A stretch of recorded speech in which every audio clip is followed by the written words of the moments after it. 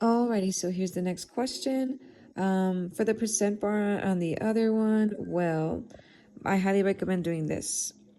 So you're going to simplify 9 divided by 12 and you get 3/4. So instead of a percent bar with the 10 pieces, you could do it with 4 pieces and then shade it in. 3 pieces out of 4. I'm going to shade in 1, 2, 3. 3/4 out of 4/4 of a dollar is 75%. So you can label it this way. Let me zoom in more for you. It is 0%, 25%, 50%, and I'm going to move it up to 75%, and then 100%. So there's different percent bars that the scholars can use. They could use one with the 10, 20, 30, 40, 50, 60, all the way to 100, or they could do the 25% bar, and the 25% bar works for this one. 3 out of 4 pieces, like we found in our equivalent fractions, which means the same, but different numerators and denominators, will equal 75%.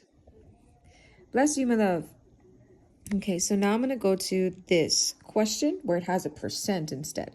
This is my favorite because now I can bring my buddy over here and use this percent bar. When I see a word problem, I use cubes. So I'm going to circle my numbers. 20%, $40, underline the question. How much money did Destiny originally have? Box keywords. Keywords is originally. Originally means total. What did I start with? Spent and, oopsie, spent and spent. Okay, unfortunately I had my phone away from it, but spent and spent are keywords. Originally means total, and these are my numbers and my question. Okay, so I set it all up nice and ready to go. Now I'm always going to refer to STAR method. STAR methods are going to help me see it correctly. So what am I solving for? The original, or let's erase. I'm looking for the total.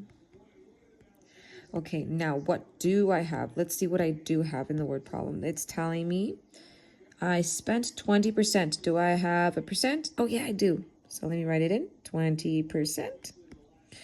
Do I have a total? Well, no, because it's asking me about it, so I don't have a total. Let me make sure I put an X on that. And do I have a part? Let's see if we do. Oh yeah, look, he spent $40 on the gift. We don't know the total, but that could be the part, which is correct, 40. Now that I checked my checklist, I'm going to go here and start answering the question. Okay, so I'm not going to answer it down here. I'm actually going to answer it up here with the percent bar. So the cool part about a percent bar is you get to write the total at the end. So at the end, the total exists. I'm going to put total. Do I have a total here? No, it's what I'm looking for. So let's see what else I can work with. Part is 40. Okay, cool. Ooh, a percent. I love percents because if I'm using a percent bar, I can just shade it in. So I'm going to shade in 20%. Ta-da! Now listen carefully because this is very tricky. The keyword says spent 20% and spent $40. So wherever the spent belongs, you got to put it together. Spent 20, spent 40. The part is 40, but the part belongs where 20% is. Ta-da! So the 20% is right here. But that's where the 40 goes to because they're both spent. Now I want to find what the rest of those boxes mean. I don't have my total yet. It's still missing. So this is what you do. You zoom into that part.